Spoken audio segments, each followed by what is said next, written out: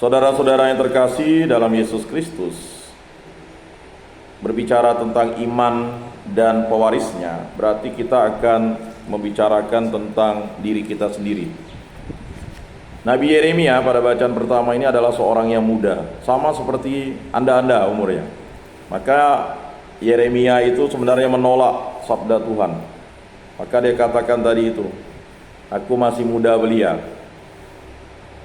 Tetapi uniknya kalian masih muda belia sudah berada di bawah pembinaan negara untuk menjadi pribadi yang baik dan benar kembali. Masa depan masih terbuka panjang. Sudah beberapa kali saya sampaikan pada pertemuan kita sebelumnya bahwa yang belum tamat SD silakan paket A, ya kan? Yang belum tamat SMP silakan paket B. Yang belum tamat SMA silakan paket C. Yang sudah tamat SMA dan paket C silakan kuliah. Masa lalu itu bagi Tuhan Allah, kalau kita bertobat dan menerima sakramen tobat, dihapus dosa-dosa kita. Tetapi masa lalu itu seperti spion kan. Spion dibuat kecil itu bukan untuk membuat kita menjadi, tetapi sebagai alat bantu untuk kita tidak tidak salah dalam atrit, tidak salah dalam ini ya. Tetapi kaca dibuat besar itu kan untuk tujuan yang betul. Jadi kalau kita menyupir itu kan kacanya besar di depan kan. Spion, kalau kaca spion lebih besar dari kaca kita itu bahaya. Masa lalu itu adalah sesuatu yang memang tidak bisa kita hapus. Tetapi bagi Tuhan, dosa itu bisa dihapus oleh Tuhan. Bagi manusia memang akan menjadi ingatan. Tetapi dosa kita bisa dihapus kalau kita menerima sakramen pertobatan. Nah, kita kembali ke konteks Yeremia ini. Dalam muda belianya dia sudah menjadi nabi Tuhan. Mungkin ya sekitar usianya 17-18 lah gitu. Kata muda belia itu antara 15 sampai 20 tahun. Tetapi dia sudah dipilih Tuhan untuk menjadi nabi. Dan kita sebenarnya waktu dibaptis itu kita mendapat 3 tugas. Kita mendapat tugas dari Yesus sebagai imam, nabi dan raja. Nah, ini tugas imam itu adalah kita menghadirkan Kristus dalam doa dan ibadat kita. Tugas nabi kita mewartakan firman dan sabda Tuhan dengan keteladanan kita. Tugas raja kita memimpin diri kita untuk menjadi pribadi yang setia kepada Kristus. Nah itu, karena dialah raja, sang maharaja. Nah, dalam kemudahan kalian berada di tempat ini, jangan pernah bersedih. Malah kalian bersuka cita, karena banyak orang muda seperti kalian mungkin yang belum Jadi untuk sampai di sini ini adalah anugerah Allah, bukan malapetaka. Seandainya kalian mohon maaf mencuri tiba-tiba lalu dibakar massa, selesai kan? Tidak ada waktu untuk merubah diri di dunia ini kan? Maka bersyukur kepada Allah Anda hadir di tempat ini. Ya. Tugas kenabian tidaklah mudah. Tuhan sudah menyiapkan orang pilihannya sejak dari kandungan. Jadi kita sudah dipilih Allah nih menjadi pengikut Kristus. Sebelum dunia dijadikan engkau telah dipilih Allah, engkau telah dilukis di telapak tangan Allah. Bukan kamu yang memilih aku, akulah yang memilih kamu. Jadi tak selai rambutmu pun tidak dihitung oleh Allah Bapa di surga. Barang siapa menyesatkan anak kecil ini, hendaknya di lehernya digantung batu kilangan dan dicampakkan ke dasar laut. Dan luar biasa Allah menjala kalian sampai di tempat ini. Mungkin tidak pernah berpikir kalau lapas pembinaan anak ini atau lapas khusus ini ada kapelnya kan. Nah, kapel ini didirikan oleh keuskupan sebagai bentuk cinta kasih Allah kepada seluruh umat Jadi di Kalimantan Barat ini khususnya di lapas dan rutan yang sudah saya kunjungi itu ada semuanya 2 lapas anak dan lapas perempuan itu kapela. Nah, kalau rutan itu gereja okumene bersama, ya, dengan lapas dewasa. Jadi luar biasa, ya. Allah ini menjala kalian untuk sampai di tempat ini. Dari latar belakang, dari mulai tidak tamat SD, tidak tamat SMP, tidak tamat SMA. Ya, hanya satu tidak tamat SMA kan? Yang lainnya kan tamat SMP kan? Ya. Jadi di tempat ini kalian dilatih bekerja, disiplin, mandiri kan? Kemudian tidak cengeng, ya tidak cengeng itu dalam artian kalian mengerjakan segala sesuatu. Anggaplah ini asrama, ya. Ada yang hanya 6 bulan kan? 6 bulan ke 4 bulan?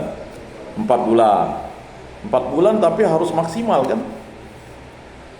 Sampai-sampai Natal pun tidak pernah ke gereja kan?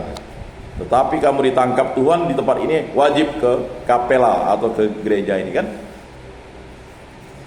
Jadi luar biasa kan cinta Tuhan kepada kalian. Seandainya kalian tidak sampai di tempat ini, jangan-jangan ya, sampai ada yang tidak pernah merayakan Natal. Ya. Bayangkan pulang ke rumah hanya seperti tempat kos pun enggak, tidur pun enggak di rumahnya. Tapi sekarang kalian harus bobok di sini kan? Nah, bagaimana? Ya, rasanya terkurung itu pasti sangat berat. Ya, saya tahu seumuran kalian terkurung, tidak ada kebebasan.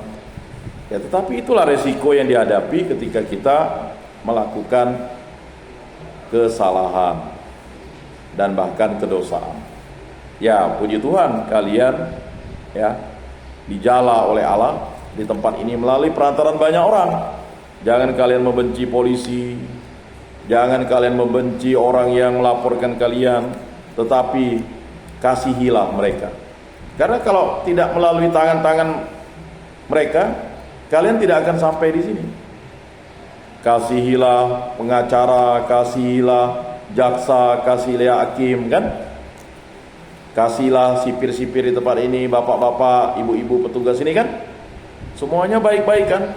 Supaya kalian menjadi baik, bukan menjadi kembali jatuh di dunia gelap, ya. Jangan pula lalu teman sekawannya itu malah mengajarkan hal-hal yang tidak lagi kan? Kasihilah kawan-kawan yang berbeda agama di sini. Luar biasa, inilah moderasi beragama. Ya, kalian tidur bersama, makan bersama. Kalau sakit, kan kawannya yang ngerawat kan? Kasih obat. Nah, bayangkan. Masa di dalam kamar lalu mau berkelahi, bertengkar? Kan itu saudara kita semua tuh. Ya. Wajarlah ada gurau, biasa kan? Tetapi kalau sakit siapa kan? Baru terasa kan? Siapa yang sakit nolong? Kawan kan? Nah. Ya. Disitulah kalian bisa menjadi pribadi yang dewasa. Nah, Yeremia dipilih ya, bukan karena dia menjadi manusia yang suci, tetapi memang sudah disucikan sebelum dia dilahirkan. Tuhanlah yang membentuk buah pinggangnya. Namun orang ini dipilih seringkali takut dan ragu. Tuhan selalu punya cara untuk meyakinkan dan menyertai mereka dengan tanda. Jadi sering kita takut. Pasti waktu sebelum di tempat ini kan takut ke gereja kan? Takut ke gereja. Mengapa takut? Karena ada kuasa kegelapan yang membentengi kita. Ya. Kalau di rutan sana itu ada dari 93 orang, hanyalah kadang yang hadir 25 orang. Karena sudah merasa tuh, karena mereka sudah dewasa, jadi ketika mau hadir dalam kegiatan bimbingan, rohanian, ibadat, mereka takut. Ya. Jadi ada benteng di situ. Nah, untuk mengalahkan benteng itu, kalian harus bersandar kepada Tuhan. Terima sakramen pertobatan. Nah, ya, semoga pastor nanti mengunjungi kalian terima sakramen pertobatan. Ya. Yang tidak tahu cara mengaku, nanti pasti pastor akan beritahu cara mengaku. Ya. Mudah, Bu. Jangan-jangan tidak pernah ngaku kali ya. Waktu terima komuni pertama tidak pernah ngaku, langsung nyelonong ya. nanti ya. Nah, Bapak, ini pengakuan saya yang pertama kali. Dosa-dosa saya adalah. Nah, sampaikan, jangan lalu dipendam bau busuknya tuh. Masa dosanya ditampung ya? Macam-macam lah, kan? Yang melanggar 10 perintah Allah, mencuri, jangan-jangan sudah berzina kali. Nah, aku itu. Kemudian nonton film porno, nyabul dan sebagainya. Ya kan, berbohong. Nah, itulah dosa-dosa tuh. Ya, diakui semuanya. Ya, saya yakin dan percaya ya, ketika kalian dibina di tempat ini, kalian akan menjadi pribadi dalam kebeliaan kalian ini dipanggil Tuhan. Ingat, Musa dipanggil Tuhan itu ketika dia sudah membunuh orang kan? Dia membunuh orang Mesir, lalu dia lari. Ya. Zaman dulu kalau misalnya dia membunuh, dia akan dibunuh juga. Maka dia harus lari. Ya. Nah, begitu juga ya. Jadi Yeremia dalam kemudaannya itu dipanggil Tuhan. Dan akibat panggilan Tuhan ini, ya, Yeremia ini kan mau mengelak. Jadi perkataan Yeremia bin Hilkiah dari keluarga imam yang tinggal di Anatot ya, di tanah Benyamin. Pada zaman Raja Yosia turunlah sabda Tuhan kepadaku sebagai berikut. Jadi Yeremia ingin mengatakan sabda Tuhan itu turun kepada dirinya. Begitu juga dengan kita. Sabda Tuhan itu sudah turun kepada diri kita. Ya, puji Tuhan yang tak pernah ke gereja akhirnya ke gereja. Ya. Ada sih yang rajin ke gereja, tapi ya kan, apakah mendengarkan firman Tuhan? Ya. Tapi rata-rata di sini saya sudah cek jarang ke gereja kan dulu ya kan? Jarang ke gereja. Ya kan? Jangan ke gereja. Ya. Orang Natal ya tidak ke gereja. Ini Katoliknya bukan Katolik napas lagi. Katolik dahnana. Pasca ajak lewat-lewat, apa tuh katanya kan? Jangan-jangan orang waktu perarakan daun palma pun kamu enggak tahu juga kan? Enggak tahu, bayangkan. Ya, kata lagu Padi, bayangkanlah. Nah, inilah faktanya bahwa banyak orang muda Katolik, remaja Katolik itu meninggalkan gereja diam-diam dan meninggalkan gereja ya untuk lari ya dalam kuasa-kuasa dunia itu. Ngapainlah ke gereja kan? Lebih bagus kita main judi di sini kan, dapat duit kan. Beli bir, beli arak ya kan. Lama-lama nanti lihat cewek cantik, dah mulai. Nah, ini gejala-gejala bahwa kita sudah jauh dari Tuhan. Nah, maka untuk itu Yeremia mengatakan apa? Ya.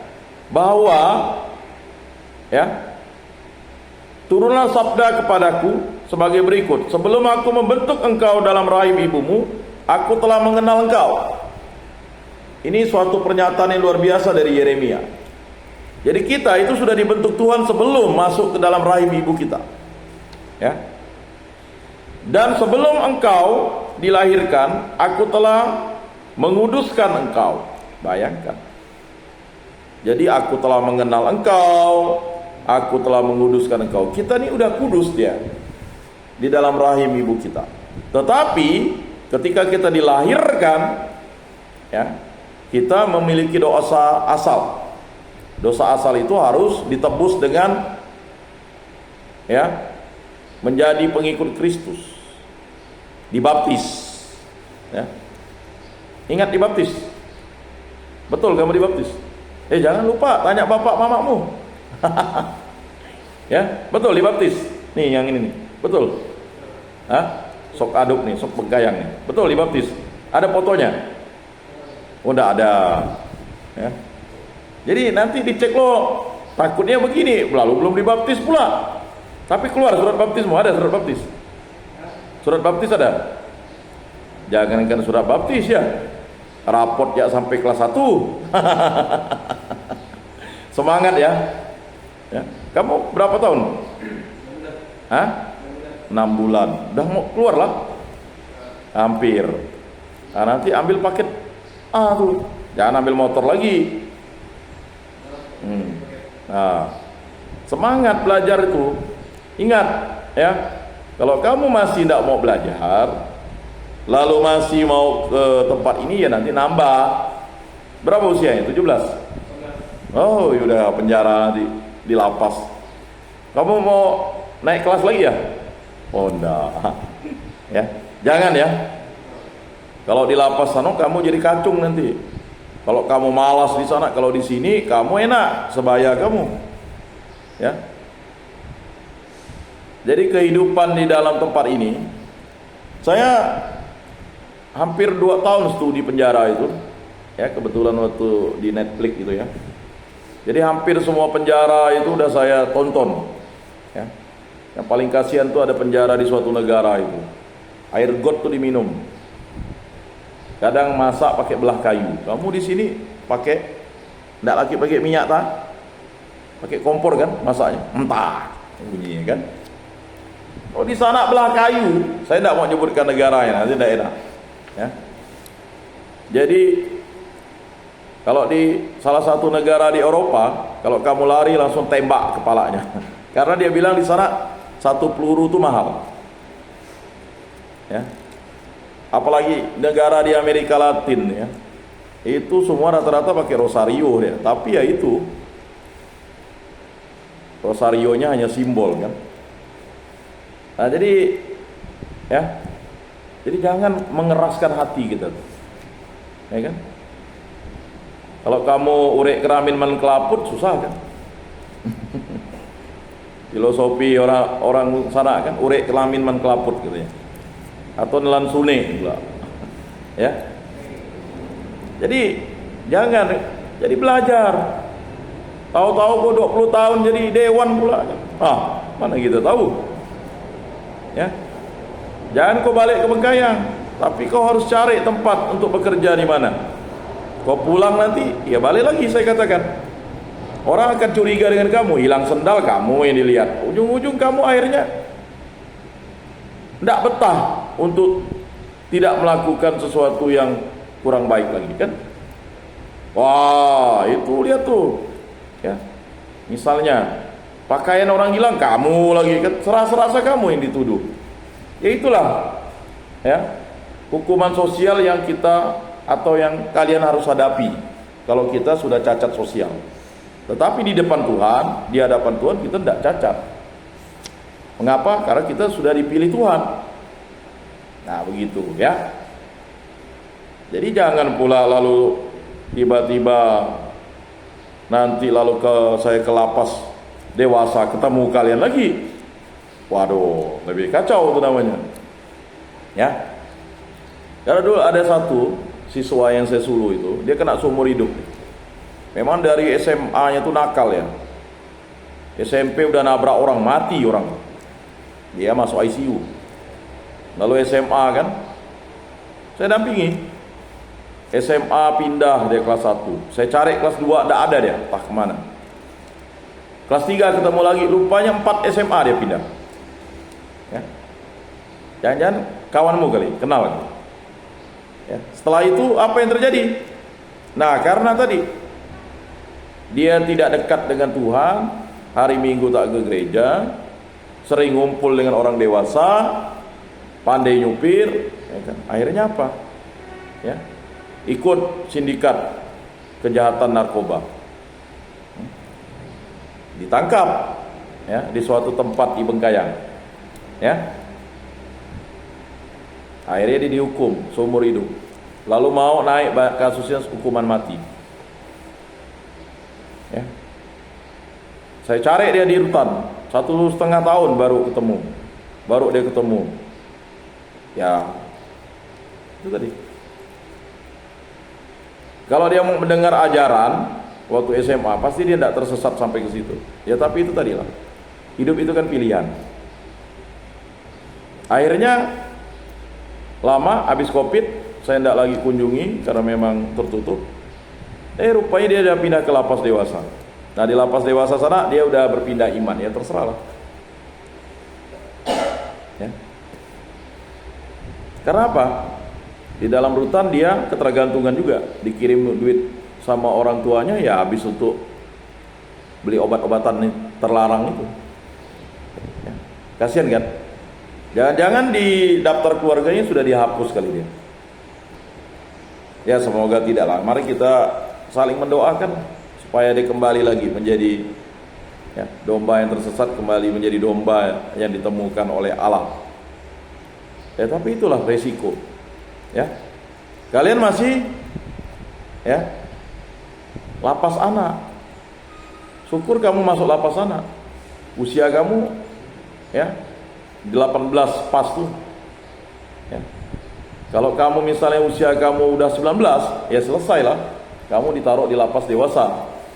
Di sana, ya lebih keras kehidupannya pasti. Ya tetapi saya yakin dan percayalah, kalau pembinaan di lapas itu sudah jauh berubah. Ya tidak seperti di film-film kan, atau bahasa sini pelam-pelam kan.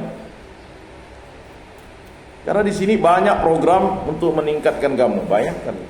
Nah, makanya ya, walaupun kamu 6 bulan di sini, ya, masih muda. Ya. Masa nenek-nenek umur 73 tahun dia, 65 tahun dia bisa S1, ya. Umur 70 dia S2. Umur 73 dia ngambil doktor. Bayangkan. Nenek-nenek. Ya, kamu baru 18 sudah tidak mau belajar. Ah, ini yang diinginkan oleh Tuhan Allah kepada kita.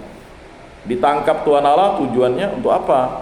Supaya kamu berubah menjadi pribadi yang baik. Ya. Itu beri nasihat kawannya. Jangan lalu tidak mau sekolah. Minimal melek huruf, baca A, B, C, D, E, F, G, H, I, J, K, L, M, N. Kan? Baca bisa kan? Lancarkan baca. Paket A tidak lama, ya. Setelah itu 3 tahun paket B, lama-lama paket C. Ketemu lagi 20 tahun, udah jadi dewan dia, dengan gelar S di belakangnya kan, S1, S2, S3. Jadi ada motivasi. Kalau kamu datang di sini pulang, udahlah, balik lagi, ya silakan, nambah nanti. Ya kalau ditangkapnya dalam keadaan utuh. Ini udah pernah ditangkap nih. Kamu lari di dor, dor kaki kena kepala, selesailah kamu. Ya, ya kan? Itu pikirkan. Jangan selalu mengatakan, wah, hidup saya tak berguna. Siapa bilang? Ya, hidup kita ini sangat berguna. Saya tertarik dengan suatu pernyataan ponakan saya nih. Syukur kita bukan babi katanya. Ya, waktu pesta beberapa minggu lalu di tempat saya. Dia cerita, syukur kita bukan babi. Kalau babi udah kena potong kita nih. Walaupun dia anak kecil, itu memberikan inspirasi kepada saya. Dia bersyukur dia menjadi manusia. Ya. Seandainya kita diciptakan jadi binatang gimana? Yang siap dipotong kan? Jadi bersyukurlah kita menjadi manusia.